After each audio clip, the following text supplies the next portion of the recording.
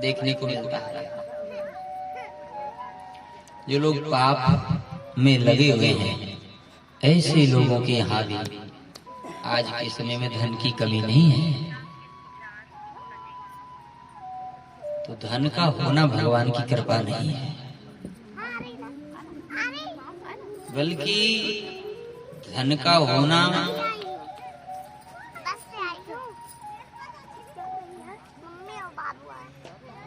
भगवान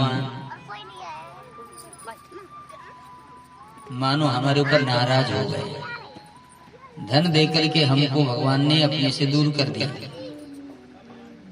जहां धन होता है वहां पर अभिमान होता है, और अभिमान के कारण व्यक्ति भगवान से दूर हो जाता है।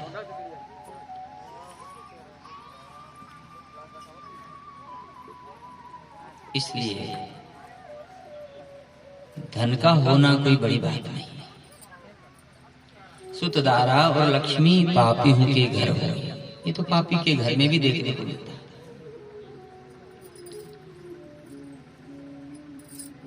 भगवान कहते हैं जिसके ऊपर मैं कृपा करता हूं, सबसे पहले मैं उसका धन छीन लेता हूं। जिसके ऊपर मैं कृपा करता हूं, सबसे पहले मैं उसका धन छीन लेता हूं।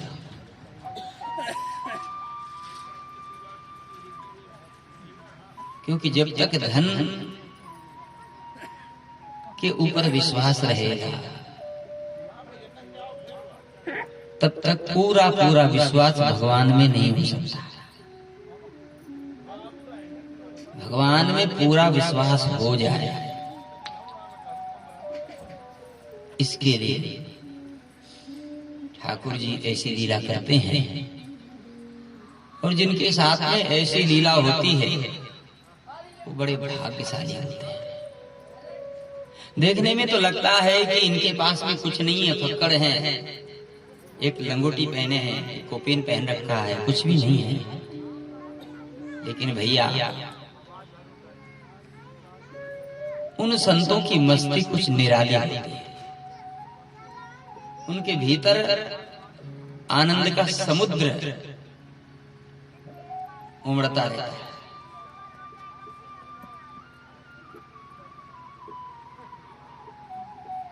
रहने को घर नहीं है, आश्रम नहीं है, न बनाया, न बनाने की कामना है, पहनने के लिए वस्त्र नहीं।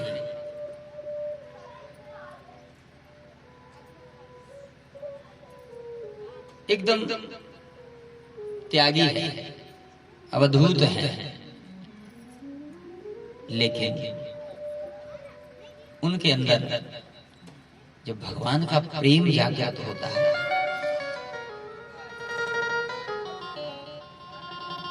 तो ये दुनिया उनको फीकी लगती है। और दुनिया नहीं,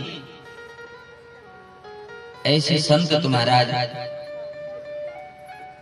त्रिलोकी का राज्य भी नहीं देते, उसको भी ठुकरा देते हैं।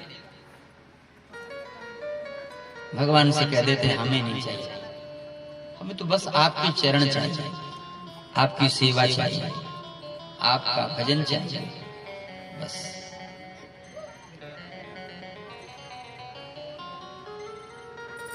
धन आने से बुद्धि बिगड़ती है, ज्यादातर ऐसा देखने को मिलता है। वो भाग्यशाली होते हैं कि जिनके पास में धन भी बहुत है और उसके बाद भी बुद्धि सही है। धन होने के बाद भी यदि बुद्धि सही ठिकाने पर है, सात्विक बुद्धि है और अपने धन का सदुपयोग कर रहे हैं,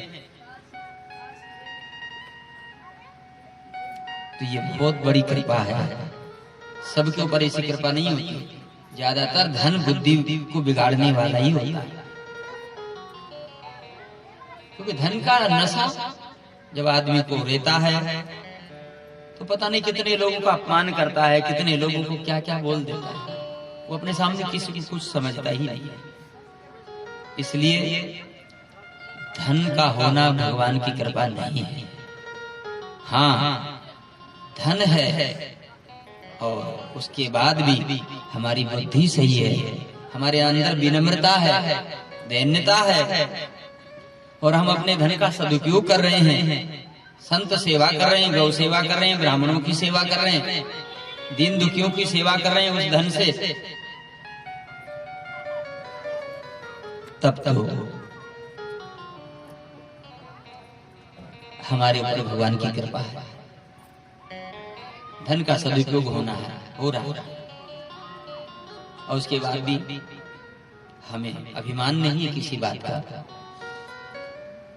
तो ऐसा तो बिरले लोगों के पास में ही होता है, ऐसा तो लाखों में किसी किसी के पास ही होता है कि धन भी बहुत है अपार, और उसके बाद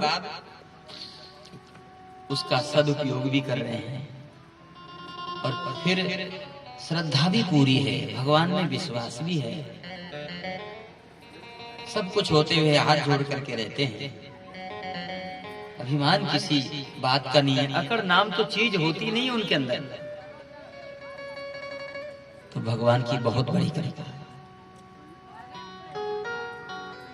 इसलिए हम निवेदन कर रहे हैं आपसे कि आपके पास में धन है, अच्छी बात है, नहीं है तो दुखी होने की आवश्यकता नहीं है। सबसे बड़ा दुख तो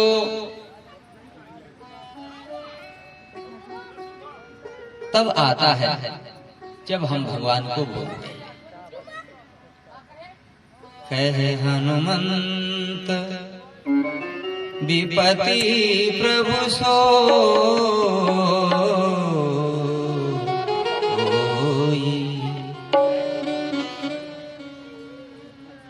जब तव सुमिरन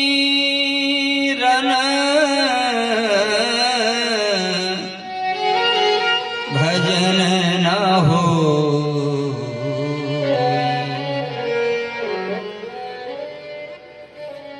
जब तव सुमिरन भजन न हो।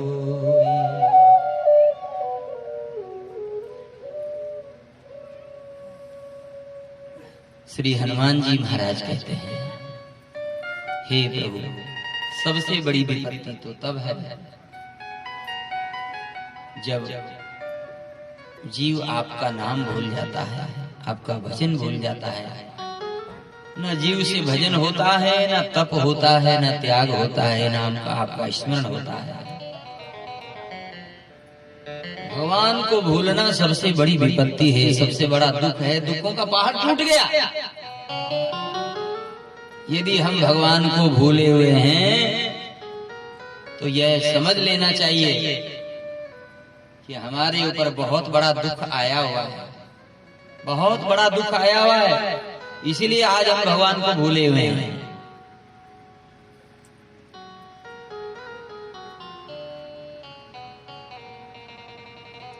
और ऐसा तब होता है जब व्यक्ति गलत मार्ग पर चलता है। भगवान को कब भूलता है, उसके हृदय से भगवान कब जाते हैं, जब वो किसी का अपमान करता है, किसी का दिल दुखाता है, किसी को परेशान करता है, गलत मार्ग पर चल रहा है, गलत काम कर रहा है, माता पिता का अपमान कर रहा है, माता पिता को सता रहा है, सेवा नहीं कर रहा है, अपने से जो बड़े हैं उनका कोई सम्मान नहीं कर रहा है, गुरुजनों का अपमान कर रहा है, संतों का अपमान कर रहा है, शास्त्र की बात नहीं मान रहा है, ब्राह्मणों की निंदा कर रहा है, गौ माता की निंदा कर रहा है, ब्राह्मणों की निंदा कर रहा है, संतों की निंदा कर रहा है। बस समझो अब इसका क्या होगा पता नहीं। अब वो भगवान का नहीं याद कर सकता, भगवान को याद नहीं कर सकता।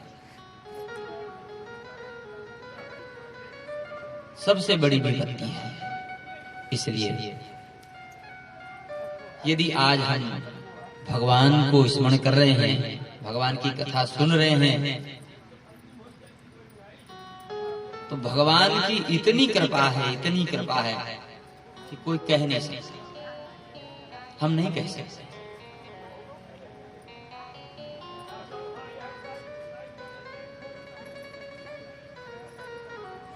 गोस्वामी श्री तुलसीदास जी महाराज ने कहा, काम से रूप प्रताप दिनेश से,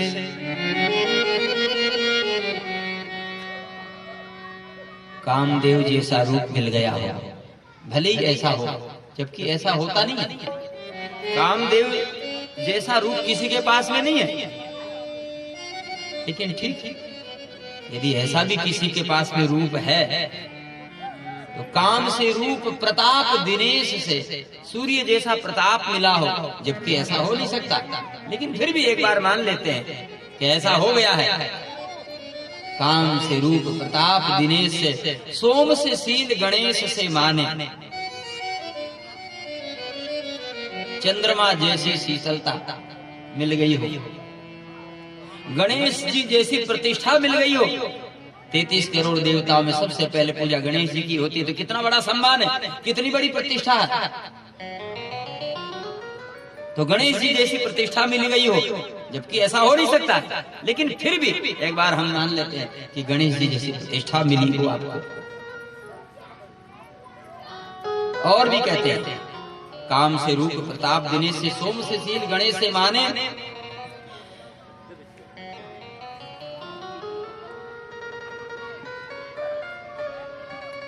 सुख से मुनि सारद से भक्ता, चिरजीवी लोमस से अधिका।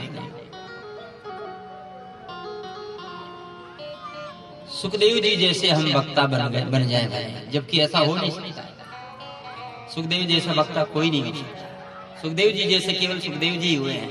सुखदेव जी के समान दूसरा कोई वक्ता हुआ भी नहीं, न होगा भी,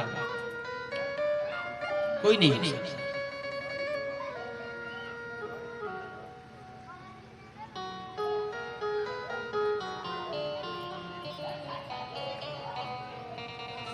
सुख से मुनि सारद से वक्ता, सुखदेव जी जैसे मुनि और सरस्वती जैसा वक्ता, और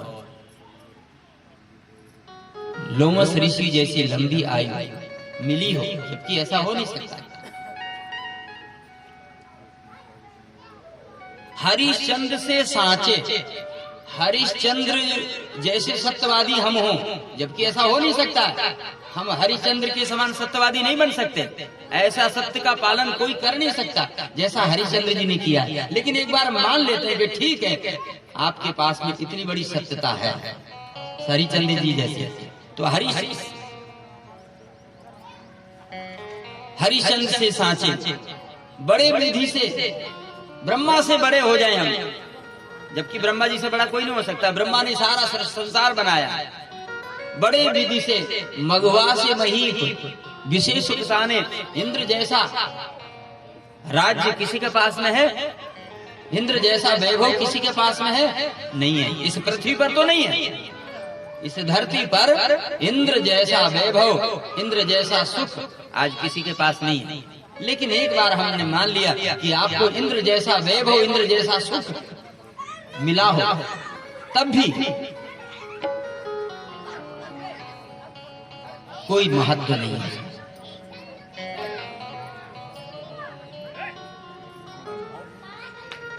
तो फिर महत्व किस चीज का है? ऐते भाई तो कहा तुलसी जो पे राज विलोचन राम न जाने।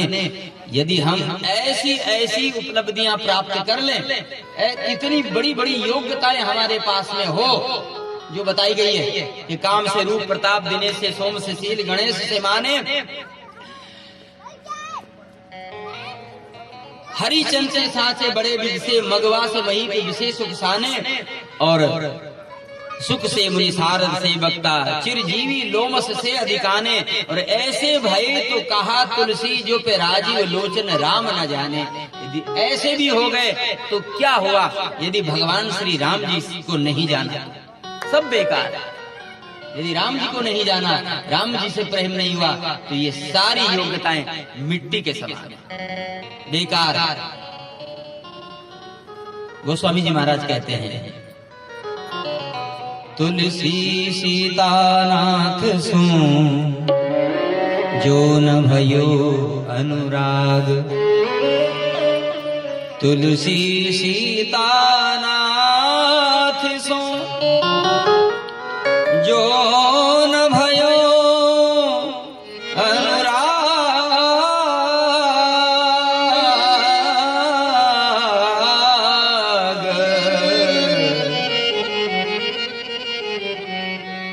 तो न करे गो काम कछु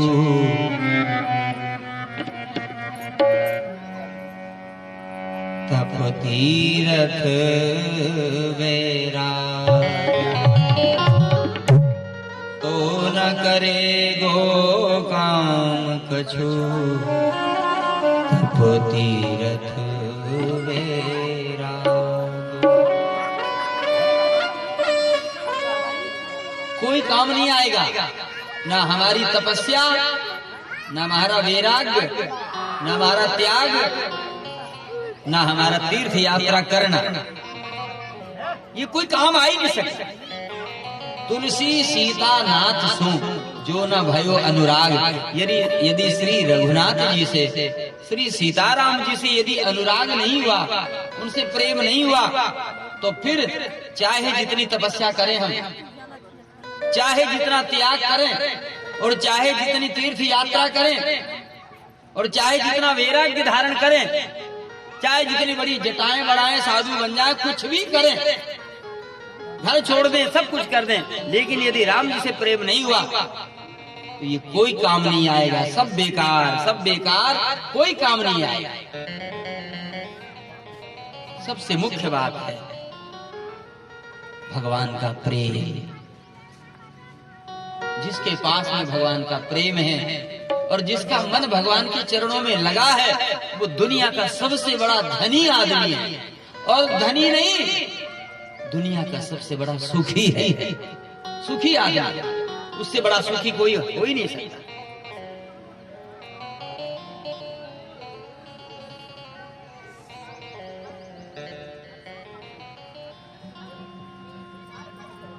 उससे बड़ा सुखी कोई नहीं।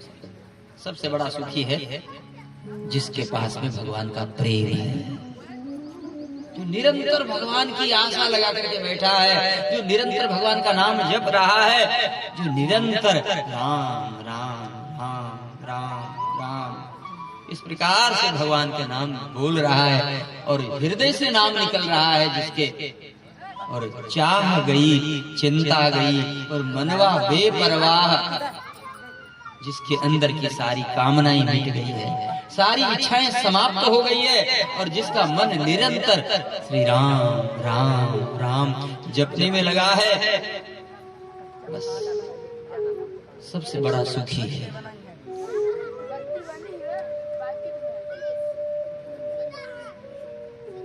इसलिए यदि हम सुखी होना चाहते हैं तो आज से ही और अभी से हम लोगों को भगवान का नाम जपने में लग जाना चाहिए।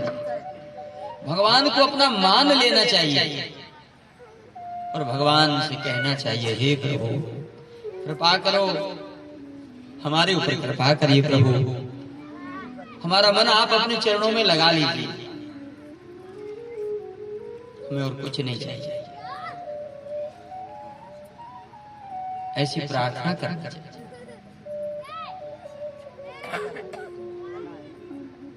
भगवान की कथा भाग्य से मिलती है। आज भागवत की कथा हम सभी श्रवण कर रहे हैं।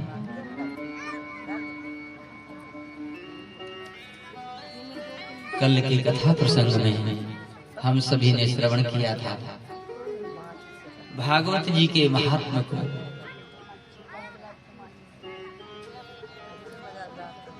वो भी बहुत कम शब्दों में, थोड़ा सा ही प्रारंभ ही हुआ था। आज वहीं से भगवान की कथा को हम आगे बढ़ाते हैं।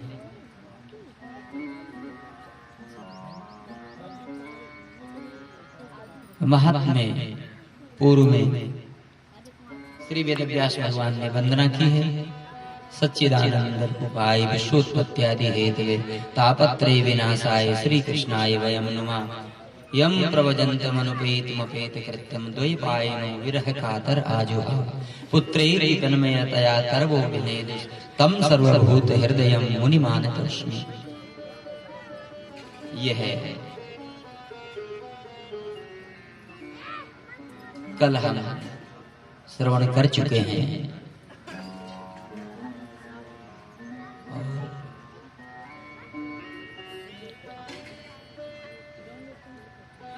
नैमिषारण्य में 88,000 ऋषि मुनि विराजमान हैं और आज उन्होंने प्रातः काल ही श्री सूत जी महाराज का पूजन किया, वंदन किया और फिर उनसे निवेदन किया है, हे श्री सूत जी महाराज, अज्ञानध्वांत विध्वंस कोटि सूर्य समप्रभः। हे श्री सूत जी महाराज, आपका जो ज्ञान है वो करोड़ों करोड़ों सूर्यों की समान है। अज्ञान रूपी अंधकार को दूर करने के लिए आपके अंदर जो ज्ञान है ना, वो कैसा है? बोले करोड़ों करोड़ों सूर्यों के समान है। एक सूर्य जब निकलता है तो बाहर का पूरा अंधकार गायब हो जाता है, पता भी नहीं चलता कि कहाँ गया। और ऐसे यदि करोड़ों सूर्य निकल आवे तो अंधकार की औकात है कि वो वहां रह सकता है? इतनी शक्ति है उसमें? हो ही नहीं सकती। जहां सूर्य है वहां अंधकार नहीं है, और जहां अंधकार है तो समझ लो वहां सूर्य नहीं है। जहां काम तहां राम नहीं, जहां राम नहीं काम। तुलसी एक संग नहीं रह सके,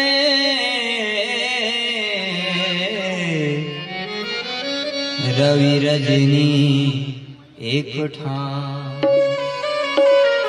तुलसी एक संग नहीं रह सके, रवि रजनी एक ठाम।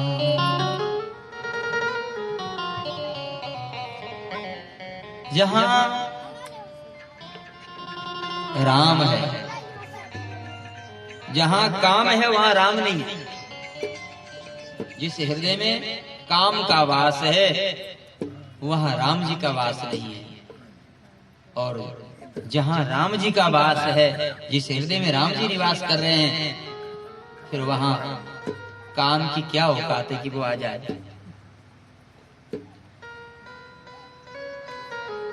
जहां काम तहां राम नहीं, और जहां राम नहीं काम।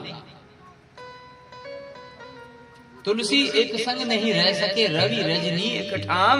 सूर्य और रात्रि एक साथ में रह ही नहीं सकते, एक साथ नहीं रह सकते ये दोनों।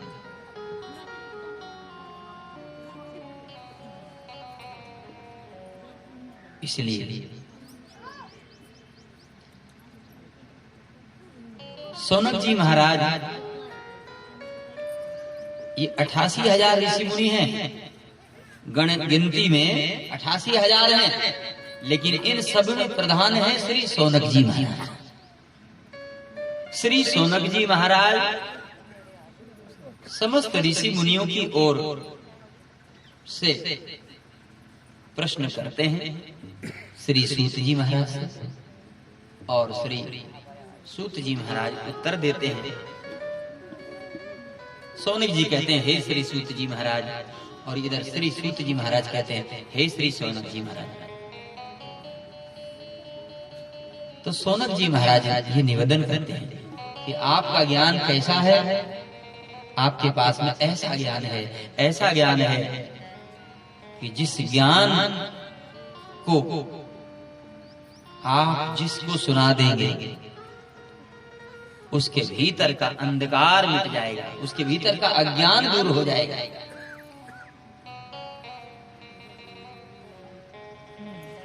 उसका हृदय शुद्ध हो जाएगा, उसके हृदय में प्रकाश हो जाएगा, भगवान को जानने लगेगा। ऐसा ज्ञान आपके अंदर है।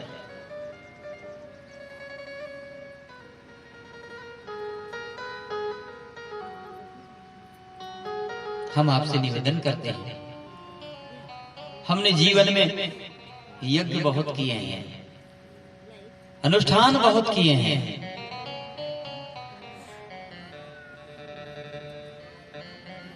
लेकिन आज हम भगवान की कथा सुनना चाहते हैं। सूताख्यायि कथा सारम मम कर्णरसायनम।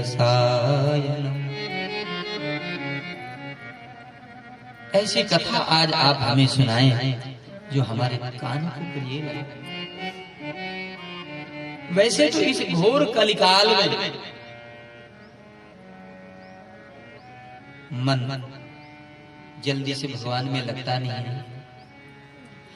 हे सोनक जी, हे श्री जी महाराज, हम ये जानना चाहते हैं कि वो कौन सा ज्ञान है, वो कौन सी कथा है कि जिस कथा को आधार बना करके बड़े बड़े ऋषि मुनि भगवान को प्राप्त कर लेते हैं, भगवान की भक्ति को प्राप्त कर लेते हैं। वो कथा आप हमें सुनाएं, जिस कथा से जल्दी हमें हमारे भगवान की प्राप्ति हो जाए, भगवान मिल जाए। कृष्ण प्राप्ति कर्म सस्वत साधनम तद्वदाधुना, जो शीघ्र से शीघ्र भगवान की प्राप्ति करा दे, भगवान से मिला दे, ऐसी कथा आप हमें सुनाएं। चिंतामणि लोक सुखम सुरद्रोह स्वर्ग संपदम। चिंतामणि केवल लौकिक सुख दे सकती है,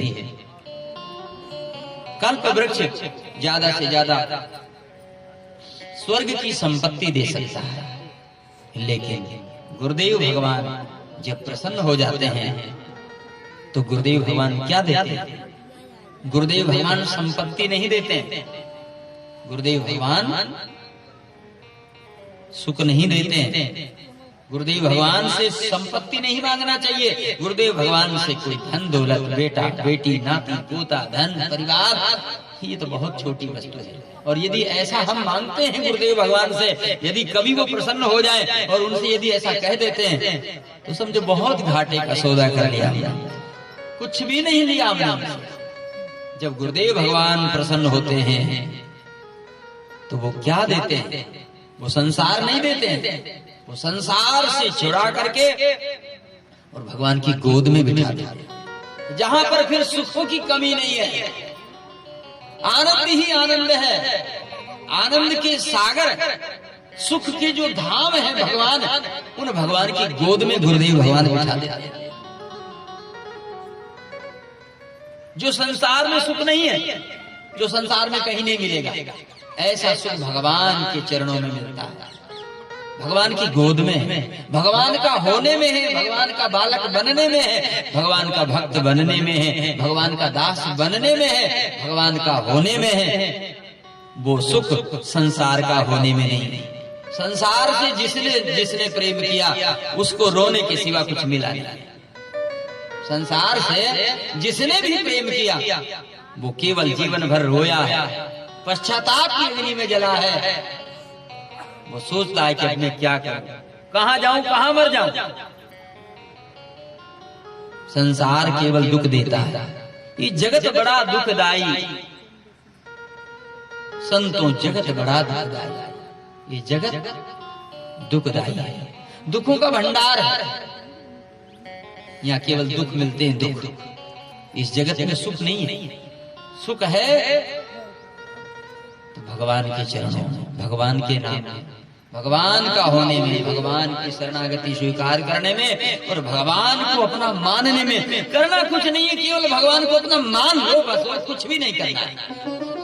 केवल भगवान की याद बनी रहे। आप माला जपो चाहे मत जपो, आपके मुख से राम नाम निकले या ना निकले ये आपकी बात है। यदि आपके मुख से निकलता है तो अच्छी बात है, नहीं निकलता है तो कोई बात नहीं। लेकिन बस आपके मन में वो विश्वास बना रहे, आपके मन में वो ध्यान बना रहे, आपके मन में वो याद बनी रहे, मेरे तो गिरधर गोपाल दूसरो न कोई, मैं भगवान का। ये भाव बना, मैं भगवान का बस। तो आज श्री सोनत जी महाराज कहते हैं, हे श्री सुत जी महाराज, आप हमको गुरुदेव के रूप में मिले हैं, आप हमारे गुरुदेव हैं, परम गुरुदेव हैं। गुरु वही होते हैं जो भगवान से मिलाते हैं, जो भगवान से मिलने की बात कहते हैं, जो भगवान का भजन करने की बात कहते हैं। सच्चा गुरु वही है, सच्चे सदगुरुदेव वही है जो केवल और केवल भगवान की भक्ति में लगा हुआ। सच्चे गुरु वही है।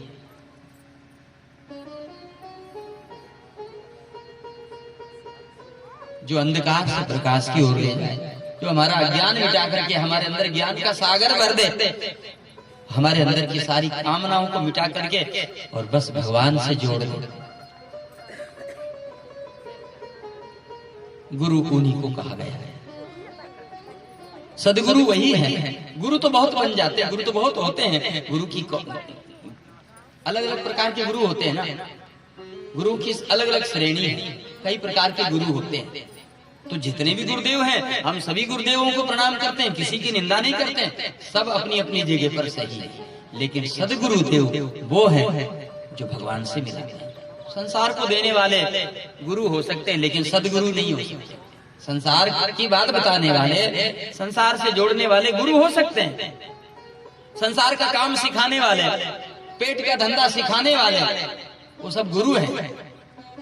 हमको चलना सिखाया, खाना सिखाया, तो सबसे पहले गुरु तो माता ही है बालक की। जिस माँ ने हमको चलना सिखाया, खाना सिखाया, नहाना सिखाया, कपड़े पहनने सिखाया, बोलना सिखाया, उठना बैठना सिखाया, तो माँ तो सबसे पहली गुरु है।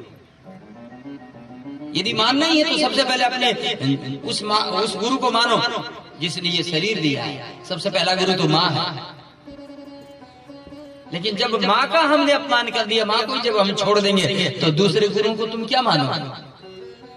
जो पहला गुरु है उसी को छोड़ दिया, उसी की सेवा नहीं की आपने, तो दूसरे गुरुओं की सेवा करने से कुछ नहीं होने वाला। क्या हो? माता तो तड़प रही है तुम्हारी, तुम्हारे पिता रो रहे हैं कि हमारा बेटा आएगा। एक बार हमसे कह दे कि बेटा, पिताजी आप कैसे हैं, कम से कम इतना हाल तो पूछे। उन माता पिता की का हृदय कितना प्रसन्न हो जाएगा कि आज हमारे बेटा ने हमसे पूछा। लेकिन दुख उनको तब होता है जब वो माता पिता से नहीं पूछते हैं और ससुराल वालों से जाके पूछते हैं, अपनी घर वाली पत्नी से पूछते हैं। हम उनका भी विरोध नहीं करते हैं, लेकिन भैया उनसे भी पूछो, लेकिन पहले अपने घर में जो माता पिता है उनसे पूछो, उनकी सेवा करो, तब तुम इंसान कहलाओ, तब हम इंसान हैं। संतों को मानो, संतों की वाणी के ऊपर विश्वास करो, ब्राह्मणों का सम्मान करो, गौ माता की सेवा करो। तो सोनक जी महाराज यही कहते हैं कि हमें संसार नहीं चाहिए, हमें धन दौलत नहीं चाहिए, हमें प्रतिष्ठा नहीं चाहिए, क्योंकि आज किसको प्रतिष्ठा नहीं चाहिए? कहते हैं माया तजी तो क्या हुआ, मान तजा नहीं जाए। माया तो कोई भी त्याग सकता है। माया तजी तो क्या हुआ, घर छोड़ दिया तो क्या हम बहुत बड़े संत हो गए? घर छोड़ दिया तो क्या हम बहुत बड़े भगत हो गए? नहीं, घर तो कोई भी छोड़ सकता, माया तो कोई भी त्याग सकता है। वैसे कठिन काम है ये भी, माया का त्यागना भी कठिन है। लेकिन एक बात मान लेते कि घर में लड़ाई झगड़ा हो गया और कुछ घटना घट गई, कुछ भी होगा तो चलो छोड़ के चला गया, ठीक है। लेकिन माया तजी तो क्या हुआ, परमान तजा नहीं जाए। माया त्याग सकते हैं लेकिन मान सम्मान नहीं त्याग सकते। सबसे कठिन काम है अपने सम्मान का त्याग करना, अपनी प्रतिष्ठा को त्याग देना। एक भिखारी भी जो भीख मांग रहा है वो भी चाहता कि मेरा कोई अपमान ना करे, मेरी इज्जत करे। इज्जत सबको प्यारी लगती है, बेइज्जत होकर के कोई रहना नहीं चाहता है। आदमी भूखे रह लेगा, फटे पुराने कपड़े पहन लेगा, लेकिन इज्जत तो वो भी चाहता है, प्रतिष्ठा तो उसको भी अच्छी लगती है। कौन ऐसा जिसको अपनी इज्जत प्यारी नहीं लगती? सबको अपनी इज्जत प्यारी लगती है। ये त्यागना कठिन है। माया तजी तो क्या हुआ, मान तजा नहीं जाए। मान बड़े मुनिवर गले तो मान सबन को आए। बड़े बड़े ऋषियों को भी, बड़े बड़े लोगों को भी इस मान सम्मान ने गिरा दिया है।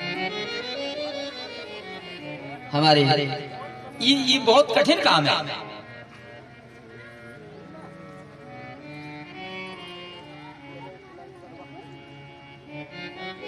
एक कंचन एक कामनी दुर्गम घाटी दोई। ये दुर्गम है। भगवान का भक्त कभी भी अपना मान सम्मान नहीं करवाएगा, कभी भी अपनी पूजा नहीं करवाएगा। ठीक है, सामने वाला पूजा कर रहा है तो ये उसकी श्रद्धा है, वो पूजा कर रहा है, करने दो। लेकिन आप उसकी पूजा को ये मत मानो कि हम इस योग्य हैं, हम ऐसे हैं इसलिए हमारी पूजा हो रही है। उसकी पूजा का गलत अर्थ नहीं होना चाहिए। उसने यदि आपकी हमारी पूजा करी, हमारे अंदर विनम्रता नहीं हो, विनम्रता होनी चाहिए, अभिमान नहीं आना चाहिए। उसकी पूजा देख करके हमारे अंदर सरलता, विनम्रता आ जानी चाहिए। हमें झुकना चाहिए, सोचना चाहिए हम इस लायक नहीं है। जो ये हमारे चरण धो रहे, हमारी पूजा कर रहे, हम इसके लायक नहीं है। ये तो इनकी महानता है जो हमारी पूजा कर रहे हैं, बाकी हम इस लायक नहीं है। ऐसा मानना चाहिए। और यदि ऐसा मानोगे तो समझो आपके ऊपर भगवान की कृपा हो जाएगी और आप भगवान का भजन कर लोगे। और कहीं यदि आपने समझा कि हमको तो नीचे बिठा दिया और उनको ऊपर बिठा दिया, बस यही यदि आपने दुख मान लिया ना कि ये ऊपर और हम नीचे क्यों, उनको माला और हमको माला क्यों नहीं, उनको ज्यादा हमको कम क्यों, ये सब परेशान करने वाले प्रश्न हैं। और आदमी इनसे बहुत परेशान होता है। उसने मुझे ऐसा क्यों बोला, उसने मुझे गाली क्यों दी। एक बार कड़क शब्द बोला, कठोर शब्द बोला, व्यक्ति ने अपमान किया और जीवन भर उसको हृदय में ईर्ष्या के रूप में लेकर के बैठ जाते हैं कि उसने मेरा अपमान किया है, बदला लूंगा। तुम जीवन भर जलते रहोगे, क्या मिलेगा? कुछ नहीं मिलेगा। हृदय जलता रहेगा, द्वेष करते रहेगा, क्रोध से हृदय जलता रहेगा, शांति नहीं मिलेगी। इसलिए सम्मान का त्याग करना, जिसने अपना मान सम्मान त्याग दिया ना, हम ये नहीं कहते कि आप अपना मान सम्मान, अरे कोई कर रहा है ले लो, लेकिन ले करके अभिमान मत करो। विनम्रता रखनी है और उसको अपने से ना जोड़ करके उसको अच्छी बात बताओ, भगवान से जोड़ो उसे, अपनी पूजा में मत लगाओ उसे। यदि हम अपनी पूजा में उसे लगाएंगे और भगवान को छोड़ देगा, वो अपराध किसको लगेगा? इसलिए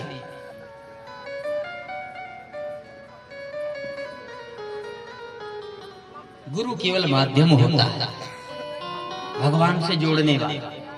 गुरु जी केवल माध्यम होते हैं भगवान से जोड़ने के लिए। गुरु का काम भगवान से जोड़ने का है, संसार से जोड़ने का नहीं। तो सौनक जी महाराज सूत जी से कहते हैं कि आप ऐसे गुरुदेव हैं जो भगवान से मिला सकते हैं।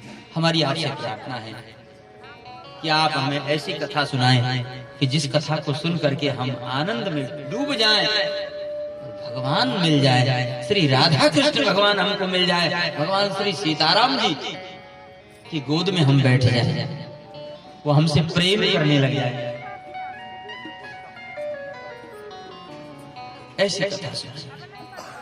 ओ महाराज, जब शौनक जी ने ये प्रश्न किया ना, तो श्री सूत जी महाराज गदगद हो गए, बहुत प्रसन्न हुए और कहने लगे, शौनक जी आपने बहुत अच्छा प्रश्न किया है, मेरे मन को भा गया ये प्रश्न।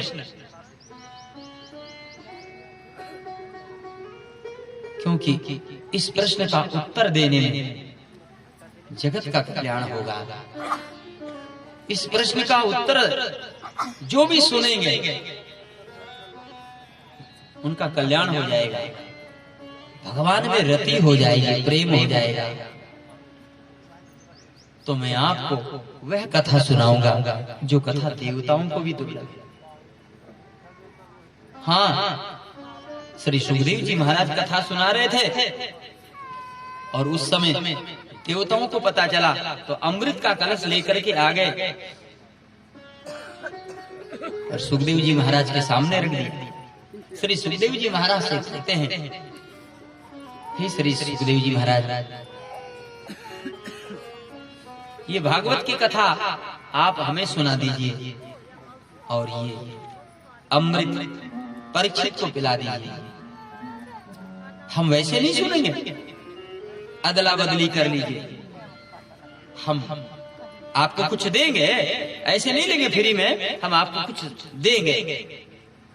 तो हम आपको ये स्वर्ग वाला अमृत दे रहे हैं और इसके बदले में आप हमें एक कथा सुना देना।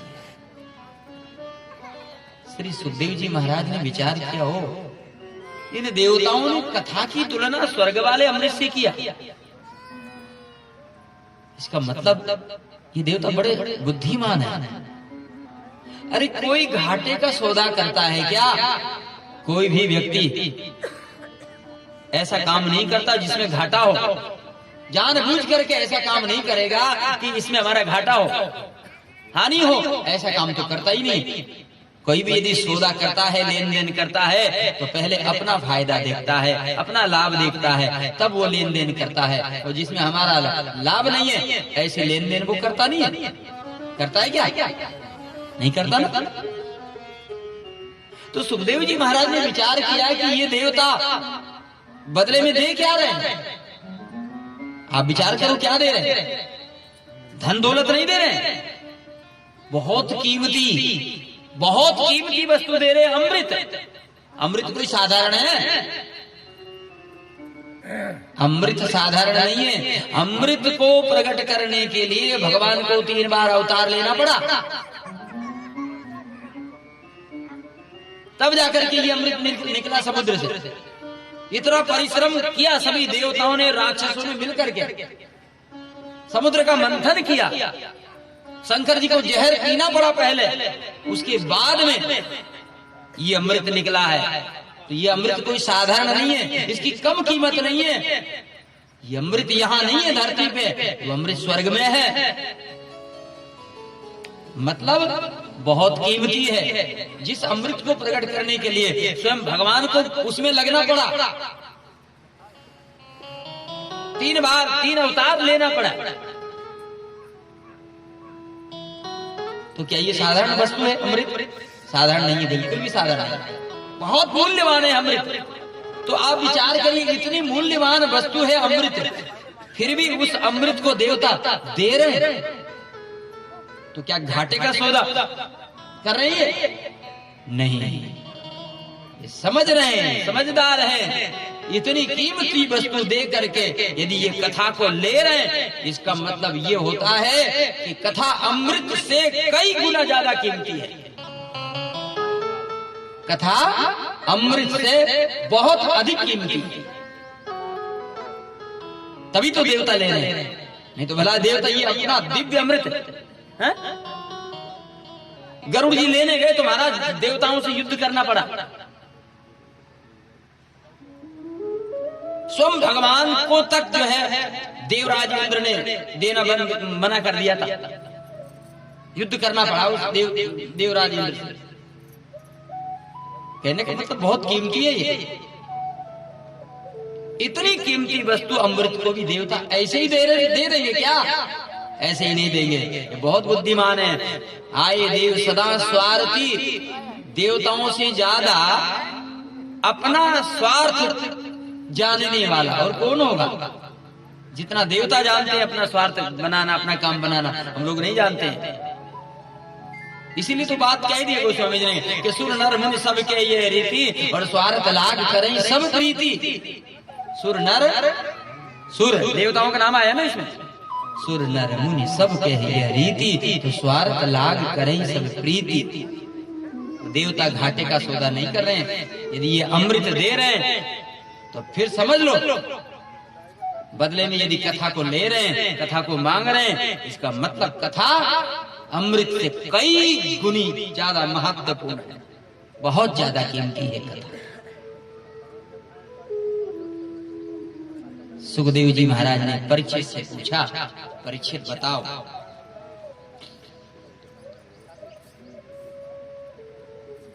तुम्हारे सामने दो प्रकार के अमृत रखे हैं, एक स्वर्ग वाला अमृत है और एक कथा अमृत रखा हुआ है, दोनों में से कौन सा लो?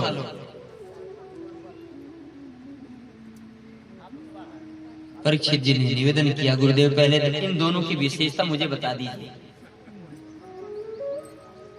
थोड़ी सी महिमा दोनों की बता दीजिए, तब मैं निर्णय करूंगा कि मैं क्या लूं। तो श्री सुखदेव भगवान ने कहा कि परीक्षित, ये जो स्वर्ग वाला अमृत है ना, ये है अभिमान को बढ़ाता है, जो भी इसे पिएगा अमर हो जाएगा, अमर हो जाएगा, फिर अभिमान नहीं बढ़ेगा, मैं अमर हूं, अभिमान को बढ़ाता है। और दूसरी बात, ये स्वर्ग वाला अमृत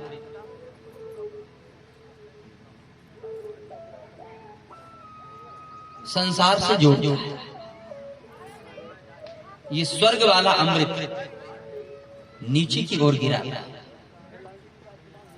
और ये कथा रूपी अमृत अभिमान को समाप्त करता है। ये कथा रूपी अमृत हमारे हृदय का अभिमान दूर कर देता है। ये कथा रूपी अमृत हमको संसार से नहीं जोड़ता है, ये कथा हमको भगवान से जोड़ती है। ये कथा हमको नीचे नहीं गिरने देती है, ये कथा हमको ऊपर उठाती है, भगवान से जोड़ती है।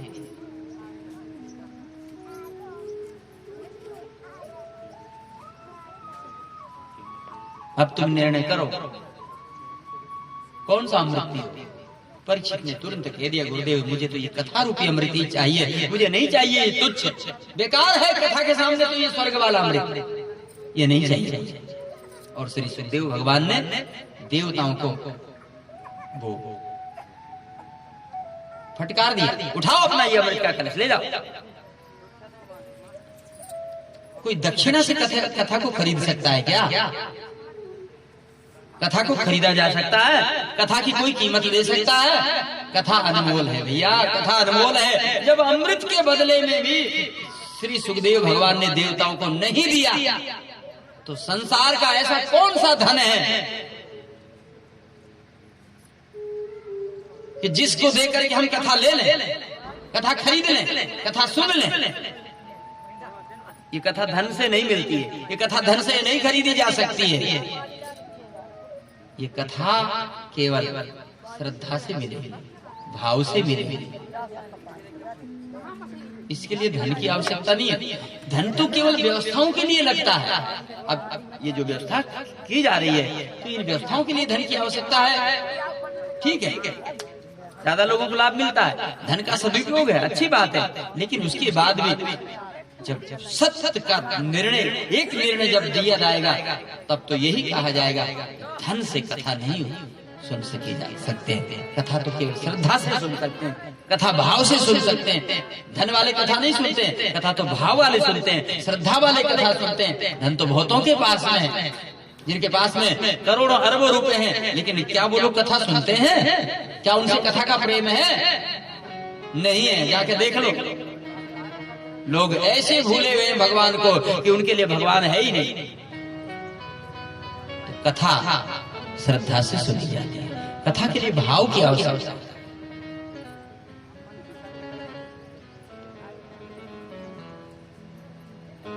देवता निराश होकर के लौट गए, ब्रह्मा जी से कहा सुखदेव जी ने हमको कथा नहीं सुनाया, तो आप बताइए इस कथा की महिमा क्या स्वर्ग वाले अमृत से भी ज्यादा है? तो ब्रह्मा जी ने तुरंत एक तराजू मंगा करके वो तोल करके बता दिया।